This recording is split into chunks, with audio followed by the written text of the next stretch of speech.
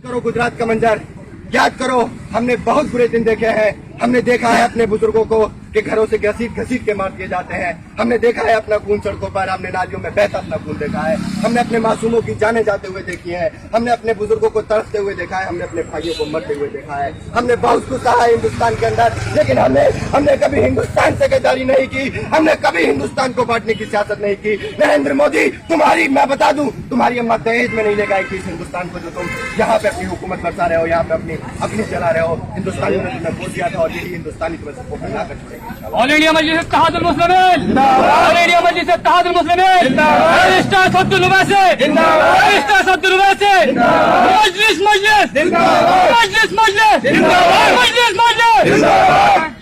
मैं उन लोगों को भी बता दूं जिन लोगों का दावा तो यह है कि हम हिंदू, मुस्लिम, सिख, ईसाई सबके साथ हैं, लेकिन जब बात हिंदू की आती है तो ना वो उनके साथ खड़े होते हैं, और जब बात मुस्लिम की आती है ना वो उनके साथ खड़े होते हैं। सिर्फ लेने का काम करना है, लेकिन हम यहाँ पर बोले इसका कोई मकसद और इसका कोई हासिल नहीं होगा जब तक हमारे लोग पार्लियामेंट और विधानसभा के अंदर नहीं पहुंचेंगे।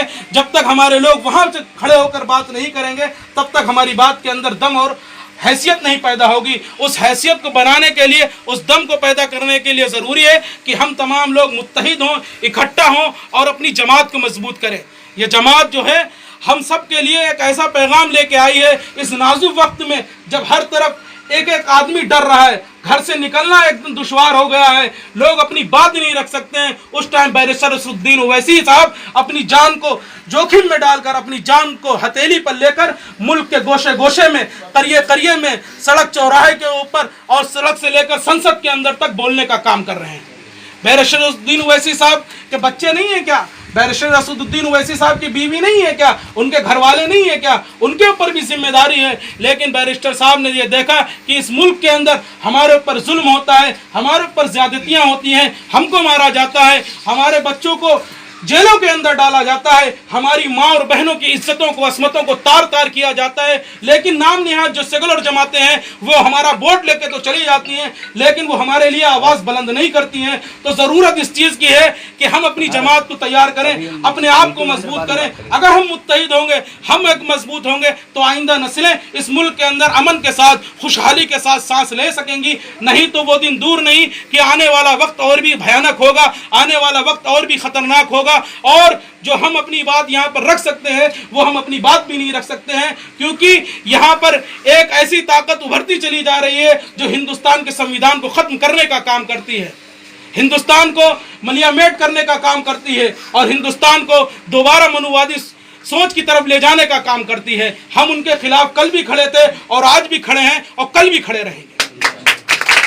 क्योंकि हमारे कायद आली जनाब बैरिस्टर असदुद्दीन ओवैसी साहब ने ये हमको तरीका बताया है कि हमको ये बताया है कि तुम्हें संविधान के दायरे में रह के अपनी आवाज़ को बुलंद करना है, अपनी आवाज़ को उठाना है। क्योंकि अगर जुल्म के खिलाफ आवाज़ नहीं उठाएंगे तो आइंदा नस्लें गूंगी पैदा हो जाएंगी और वो हज़ारों साल के लिए फिर गुलाम बन जाएंगी। और काश ऐसा ना हो, लेकिन 1000 साल तक ऐसा बेहतरीन और अच्छा लीडर हमको मिलने वाला नहीं है जो लंदन से पढ़कर आया है, जिसके पास बैरिस्टर की डिग्री है, संविधान और कानून उसकी ज़बान पर रटा हुआ है। अल्लाह ने उसको हाजिर जवाबी दी है कि हर डिबेट्स के अंदर बड़े बड़े पत्रकारों को और बड़े बड़े जो प्रवक्ता हैं उनको मुंह तोड़ जवाब देने का काम अगर कोई इस मुल्क के अंदर करता है, मीडिया का मुंह अगर कोई बंद करने का काम करता है, तो वो बैरिस्टर असदुद्दीन ओवैसी साहब की शख्सियत है। बैरिस्टर असदुद्दीन ओवैसी साहब एक नहीं, दो नहीं, हजारों करोड़ों रुपए के मालिक हैं। कई डिग्री कॉलेज हैं उनके, कई इंजीनियर कॉलेज हैं उनके, और कई मॉल्स हैं उनके, यहाँ तक कि खुद का हेलीकॉप्टर है उनके पास। उन्हें किसी चीज़ की ज़रूरत नहीं है कि वो निकलें अपने घरों से, वो किसी के भी साथ शामिल हो जाते हैं और कई मंत्री पद ले जाते हैं। उनको इतनी सलाहियत दी है, लेकिन उन्होंने देखा कि इस मुल्क के अंदर इंसानियत के साथ, मानवता के साथ खिलवाड़ किया जा रहा है, तो उन्होंने इस अपने अलम को बुलंद किया और वो निकल पड़े इस चीज़ के ऊपर कि इस मुल्क के अंदर से जो मानवता के ऊपर जुल्म ज़्यादती है उसका खात्मा किया जाए और लोगों का जो संविधान ने बराबर का हक दिया है उसको बहाल किया जाए। हर आदमी खुशहाल हो, हर आदमी की तरक्की हो और हर आदमी इस मुल्क के अंदर इज्जत के साथ, जो वक़ार के साथ ज़िंदगी होती है वो गुजारे।